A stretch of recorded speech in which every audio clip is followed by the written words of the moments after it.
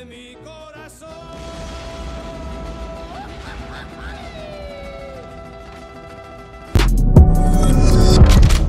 What's up, guys? It's boy Benny in what has the potential to be the largest story in the history of American politics and media.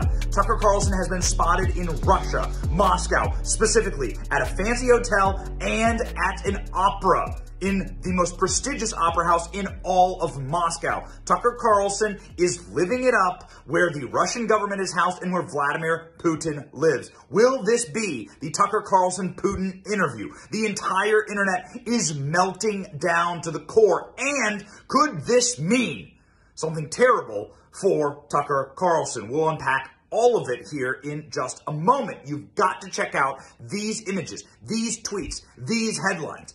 Insanity. Tucker Carlson is there, is in Moscow. That is 100% confirmed. We've confirmed it with his team. Tucker Carlson is there for his own purposes. What does that mean? An interview with Edward Snowden, an interview with Vladimir Putin is what I am guessing. And I know Tucker very, very well. We know his team. We are friends with them. This is what I suspect. That Tucker Carlson, now that he is no longer at Fox, is able to go and get his Vladimir Putin interview, and that it will be the largest interview in the history of the world. Now, why do I say that? Because I'm some kind of big Putin fan? No. I say that because that's what the data is going to prove. Tucker Carlson interviewing the president of Argentina, somebody also that the globalists hate, that interview ends up doing 500 million views. That is arguably the most viewed interview in the history of the world. Nobody has been able to put up numbers like that. So that's what the actual data says. If he interviews Vladimir Putin, the interest in that will be billions of views.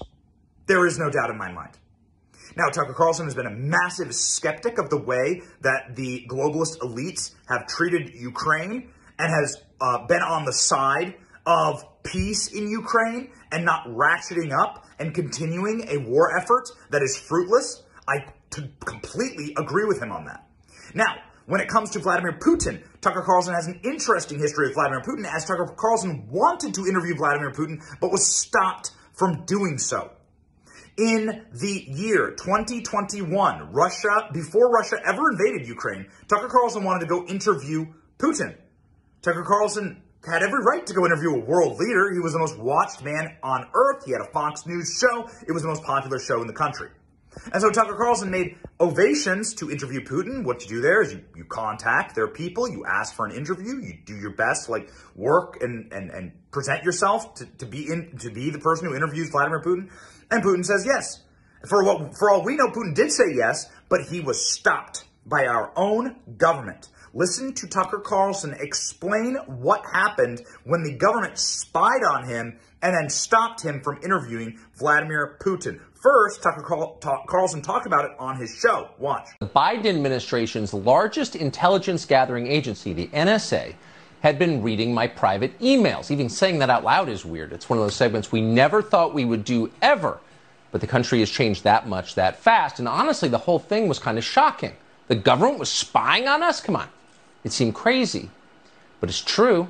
And no one in Washington appeared to be shocked in the slightest. In fact, the usual shills right after our segment had a ready explanation for it. Either it never happened at all, they said, just a cable news show lying for ratings, or there must have been a good reason it happened. And they began furiously making excuses for why the NSA did it. A powerful, heavily politicized spy agency surveilling journalists who've been critical of the regime? No problem. It's perfectly normal. Just don't call it spying. But it's not normal at all. It is third world. And as we told you repeatedly, it did happen. Now that has been confirmed. Yesterday we learned that sources in the so-called intelligence community told at least one reporter in Washington what was in those emails, my emails. There was nothing scandalous in there, thank God. We're happy to report that.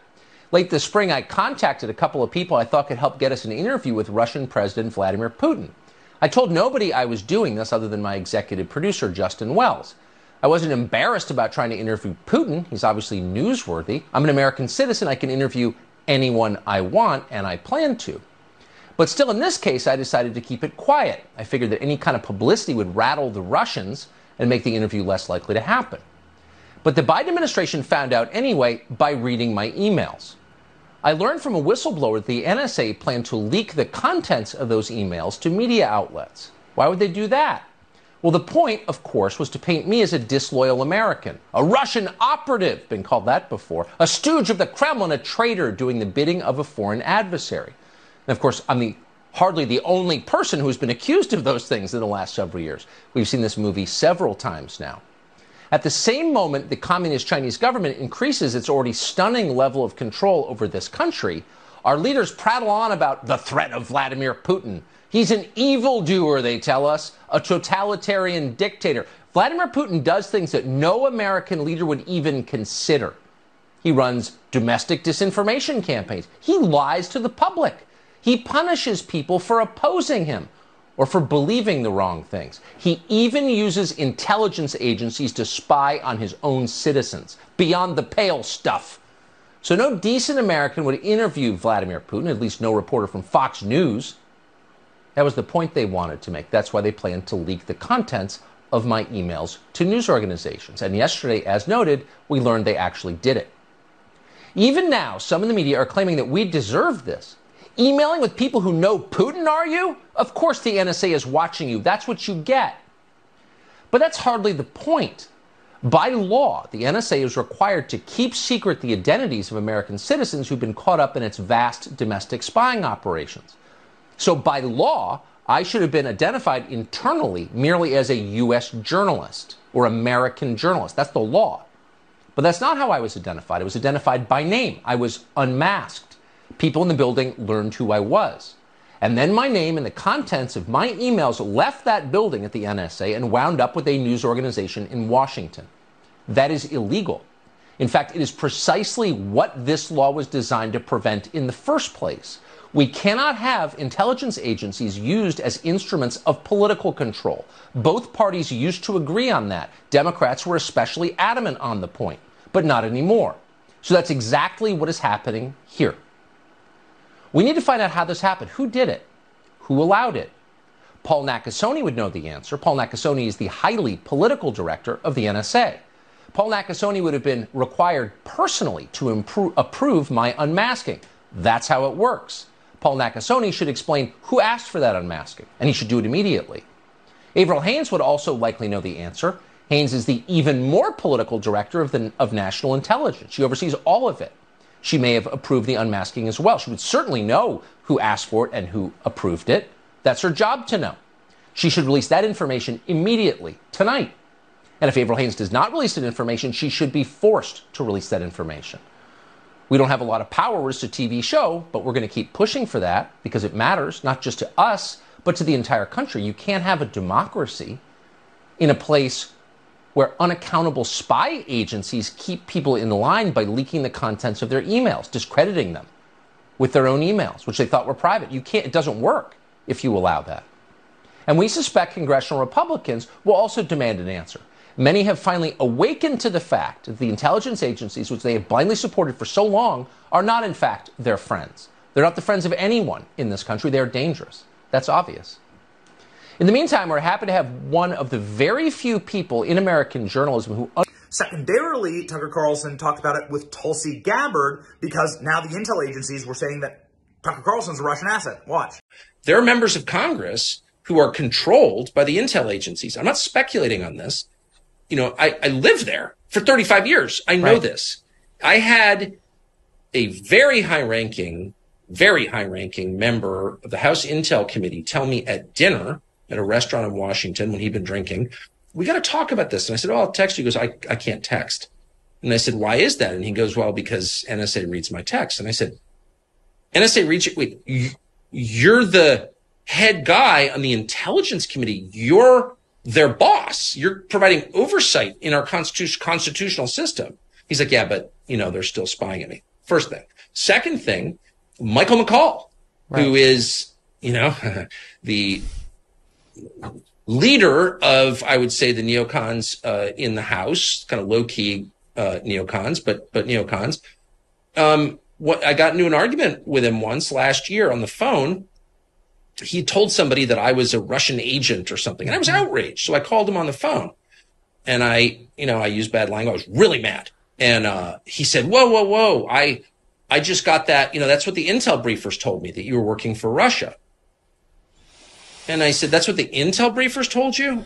You believe your fucking intel brief? Like, how old are you, son? I'm from DC. My dad was in this world. Like, you're being manipulated by your intel briefers. Third, Tucker Carlson talked about it with the Nelk boys when it came to spying and what he believes the government is actually doing to journalists. Definitely hiding my plan to go interview Putin just because it's an interview. So how did that happen? Business. How do you know the NSA broke into your signal? Because they admitted it. Really? Oh, yeah. Like, can you tell us about that? Like, how did you find out? I got a call from somebody in Washington who would know, just trust me, so I went up there for another reason, but this person said, are you going to come to Washington anytime soon? This was a year and a half ago. And I was like, yeah, actually, I'm going to be up in a week. Meet me Sunday morning.